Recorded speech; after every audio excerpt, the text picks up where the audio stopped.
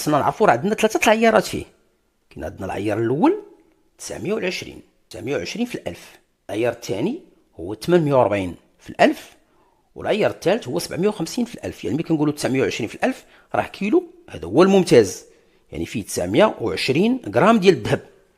وغناخذوا ثاني 920 غرام، يعني هي 0.920 غرام، كنضربوها في 24 وكتعطينا القيراط شحال فيه. و 840 كنقولوا 840 في الألف هي 0.840 جزء، غادي ناخذوا 0.840 ونضربوها في 24 وكتعطينا شحال من قيراط فيه.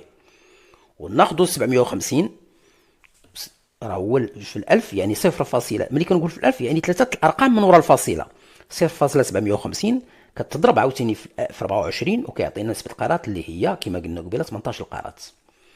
الذهب بالإضافة إلى الطوابع الدمغة اللي خاص تكون فيه أو عليه لابد من الطابع المعتمد ديال الصانع. يعني الصانع ولا مفروض عليه باش يدير واحد الطابع ديالو، وهذا الطابع كيكون معتمد ضروري، هذا باش كنميزو وكنعرفوا بان هذا الذهب شكون اللي صايبو.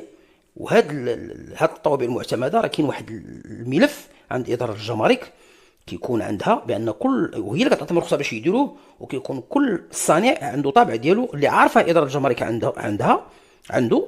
وهذا الطابع كيكون هو المسؤول عليه، وهو اللي كيحتفظ عليه، وهو اللي يقدر يعني يتحاسب عليه. كذلك خصنا نعرفوا بان كل مدينه في المغرب كيتصايب فيها الذهب راه كيدار حرف ديالها. مثلا الا تصايب في مدينه فاس راه كيكون واحد الحرف اف الفا، هادشي راه خصنا نعرفوه. انا كنأكد لكم طابع ديال المعتمد ديال الصانع، والحرف اللي كيتصايب في المدينه الذهب راه كيكون فيه. مثلا كانت فاس اف، لكن مراكش ام، وهكذا المدن كاع اللي كيتصايب فيها الذهب. هنا لابد من الاشاره بان الدار البيضاء الذهب اللي كيتصايب في الدار البيضاء ما عنده حتى حرف، ما كيكون فيه حتى حرف.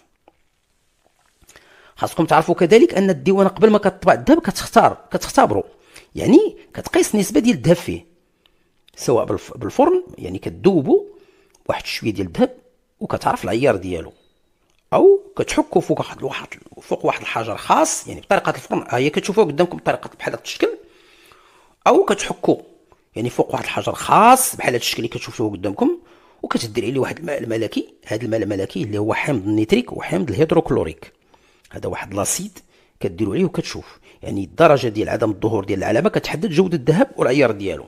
ملي كنكبوه لنفرض حكينا الذهب وكبينا على داك الماء وغبر بقاش يبان هذا راه ماشي ذهب، ولا حكيناه يعني واللون ديالو كيحدد الدرجه ديال الذهب ديالو. واغلب هذا الذهب كنعطيو حنا العيار ديال 750، اغلب اسمه هو اللي كيطبع فيه راس الغزاله، وانا نجيكم لهاد النقطه.